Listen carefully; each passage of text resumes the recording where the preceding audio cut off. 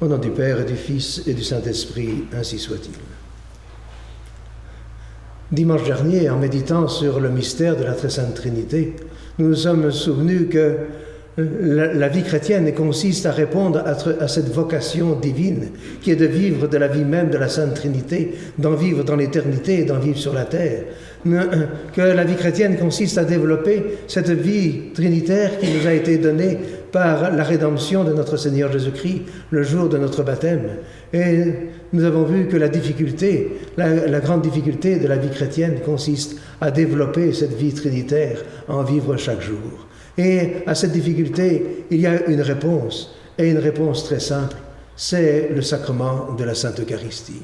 Car la Sainte Eucharistie, elle est la vie, elle est notre Seigneur Jésus-Christ lui-même réellement présent, vraiment réellement, substantiellement présent sous les apparences du pain et du vin, et qu'il y a dans ce mystère de la Sainte Eucharistie toute la vie chrétienne, il y a toute la foi catholique, elle est vraiment le mystère de la foi. Et si nous voulons vivre de la vie de la Sainte Trinité, si nous voulons rejoindre la Très Sainte Trinité dans la gloire du ciel, eh bien, il faut qu'ici-bas, nous vivions de la Sainte Eucharistie. En effet, il y a d'abord dans la Sainte Eucharistie la présence réelle de notre Seigneur Jésus-Christ. Notre destinée est de vivre en présence de Dieu, de le voir face à face dans le ciel. Et cette destinée, elle commence sur la terre, en vivant en présence de Dieu, mais pas simplement une présence de mémoire de Dieu, non pas simplement une présence de ce don du Saint-Esprit qui est le don de crainte qui nous fait vivre en présence de Dieu, mais en présence de Dieu réellement présent, notre Seigneur Jésus-Christ dans la Sainte Eucharistie. Car notre Seigneur a dit à l'apôtre Saint Philippe dans le discours après la scène, « Philippe, qui me voit, voit le Père ». C'est en voyant notre Seigneur Jésus-Christ caché sous les apparences du pain et du vin, mais en voyant vraiment notre Seigneur Jésus-Christ, que nous voyons notre Père, que nous commençons ici-bas la vie céleste que nous pouvons vivre en présence de Dieu.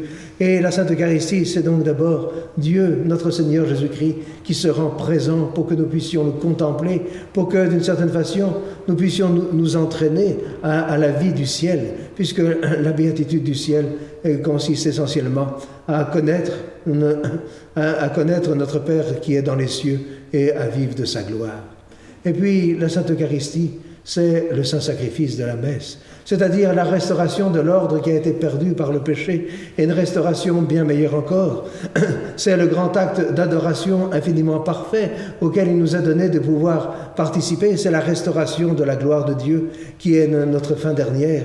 Et en nous unissant à la Sainte Messe, en purifiant notre cœur pour nous livrer à notre Seigneur Jésus-Christ afin qu'il nous offre avec lui dans le sacrifice de la messe, et qu'il ouvre ainsi pour nous la porte du ciel, eh bien, nous vivons de cette adoration qui doit être notre grand acte dans l'éternité. Nous vivons de cette gloire de Dieu qui sera notre béatitude pour toujours. Et puis, la Sainte Eucharistie, c'est la Sainte Communion. C'est notre Seigneur Jésus-Christ qui se laisse manger par nous, qui se rend intérieur, physiquement intérieur à nous, pour vivre de cette vie du ciel et pour nous faire vivre de la charité de la Sainte Trinité. La Sainte Trinité, elle est une charité éternelle qui veut que cette charité soit participée par des créatures pour que nous puissions l'aimer, pour que nous puissions être aimés par elle et aimer notre prochain. Et la charité de la Sainte Trinité, eh bien, elle est tout entière présente dans la Sainte Eucharistie pour que nous puissions aimer le bon Dieu d'un amour qui soit digne de lui, d'un amour qui nous dépasse infiniment et qui soit véritablement digne de lui. Et ainsi notre Seigneur se rend présent en nous pour nous purifier, pour nous élever, pour nous rendre semblables à lui. Il vient en nous pour aimer son Père en nous. Il vient en nous pour vivre en nous de la vie même de la Sainte Trinité. Dieu est l'amour éternel. Et la Sainte Eucharistie, la Sainte Communion, elle est cet amour de Dieu qui se rend intérieur à nous pour nous transformer, pour nous faire vivre sur la terre de ce dont nous devons vivre dans l'éternité, c'est-à-dire de l'amour du bon Dieu. Et saint Augustin disait, en parlant du mystère de la Sainte Eucharistie, et en parlant plus particulièrement de la Sainte Communion, notre Dieu est infiniment sage, mais faire mieux, il ne le pouvait. Notre Dieu est infiniment riche, mais nous donner davantage, il ne le pouvait. Notre Dieu est tout-puissant, mais faire plus, il ne le pouvait. Notre Dieu est tout amour et nous aimer davantage, il ne le pouvait. Alors il faut que nous demandions la grâce de contempler dans la Sainte Eucharistie, de pratiquer dans la Sainte Messe, de recevoir dans la Sainte Communion cet amour que le bon Dieu nous porte et par lequel il va nous béatifier dans l'éternité. Et cette grâce, nous devons la demander tout particulièrement par l'intercession de la très sainte Vierge Marie.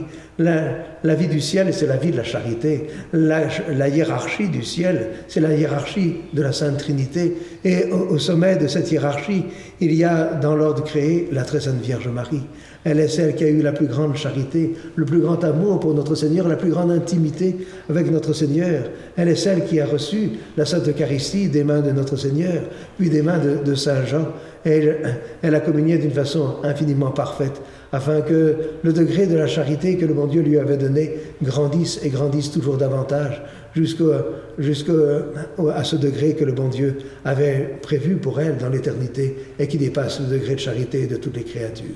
Eh bien, il faut que nous demandions à la très sainte Vierge Marie de communier comme elle-même, elle a communié, dans un amour total pour notre Seigneur Jésus-Christ, dans le désir, la volonté de nous conformer parfaitement à la volonté de notre Seigneur Jésus-Christ, dans le désir de vivre de la vie de notre Seigneur, parce que cette vie de notre Seigneur Jésus-Christ, c'est notre rédemption, c'est notre salut, c'est notre charité, et ce sera notre béatitude dans le ciel. Au nom du Père et du Fils et du Saint-Esprit, ainsi soit-il.